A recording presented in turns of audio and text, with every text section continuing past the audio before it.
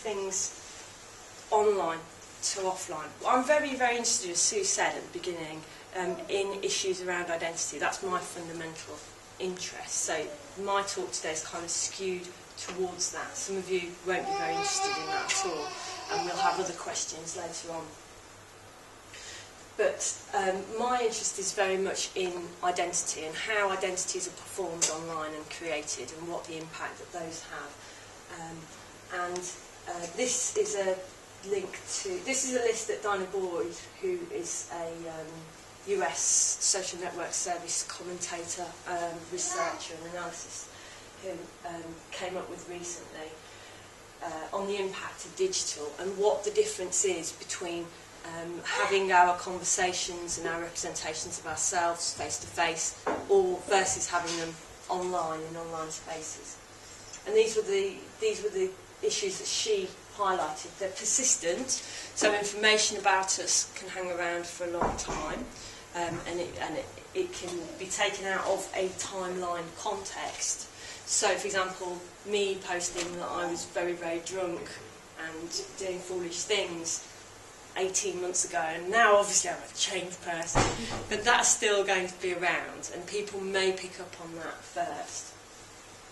Information is replicable, so you can take it and you can put it into another context, and lots of people do. As we saw from the Foursquare example, you can take information from a service, aggregate it to another service. So you're recontextualising it yourself, you're maybe exposing it to a different audience. You're obviously providing two lots of entries for Google to cache, but other people can also take your data, your publicly available data, out of context and post it in other contexts. So you may be, you may feel yourself to be misrepresented in context. Obviously, there's huge implications around bullying with how replicable information is, because it might be an image, for example, that I don't want other people to see, that's produced all over the place. It's searchable, so we can find things, and that makes a huge, huge difference. It's scalable, which means, again, it's I'm not limited to the numbers of people, not limited to the numbers of people viewing in this room. We're live casting this. I've got lots and lots of people watching. If I post about it, potentially got lots of people that can come to that at different times.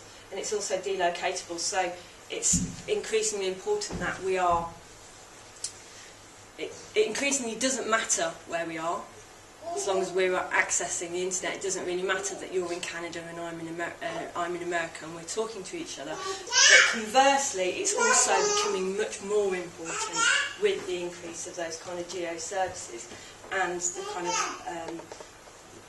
the kind of abilities for people to know where you are. In terms of searchability, obviously you can Google. You can ask who in the room has Googled themselves in the last month. Okay. Very good. Good work. Good work. It's not vanity searching. It's very good. It's a very good thing to do. There's obviously Google, and Google is very great for finding out a lot of information about people.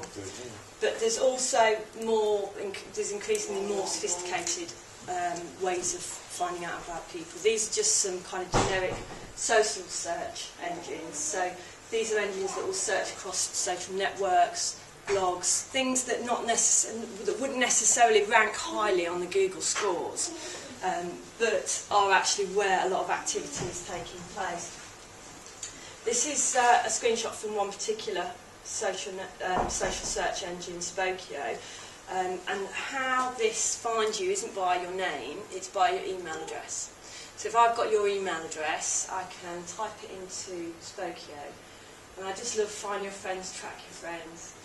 That's the old screenshot. The new screenshot is actually even slightly worse. It's got some kind of stalkers convention on the front page. So you can type the email that you've got of your new potential boyfriend or your new potential employee or whoever it might be into the search engine.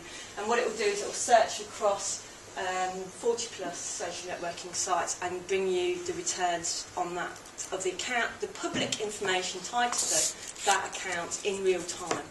So as I'm posting stuff to Flickr, it will come back up on that search.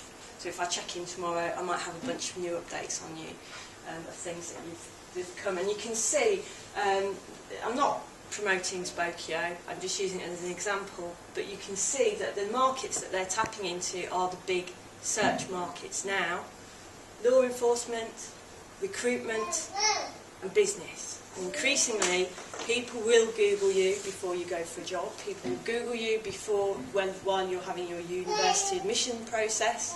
People will Google you for a huge variety of reasons. Now, there's grey legal areas in terms of that. It's not illegal to publicly search it's not illegal to search for information that people have made publicly available for themselves. Now, the issues really in terms of recruitment would arise in terms of the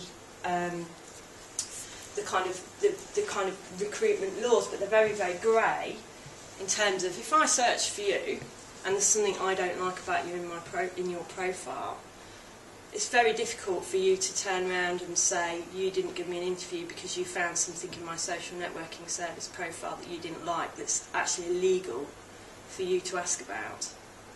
It's a very grey area, and it's a very ethically ambiguous area, I think, at the moment.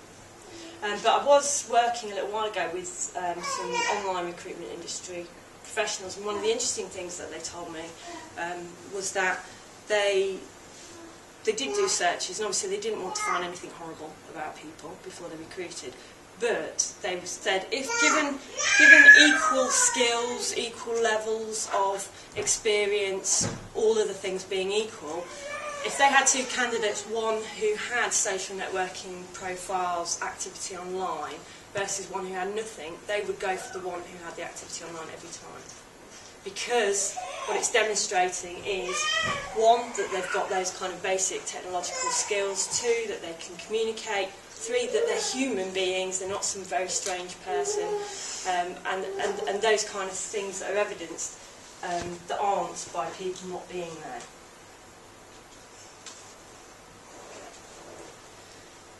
So, I'm just going to talk about a couple of tools for thinking through privacy issues and how we address and how we interact. Because I'm not saying for one moment, oh, let us never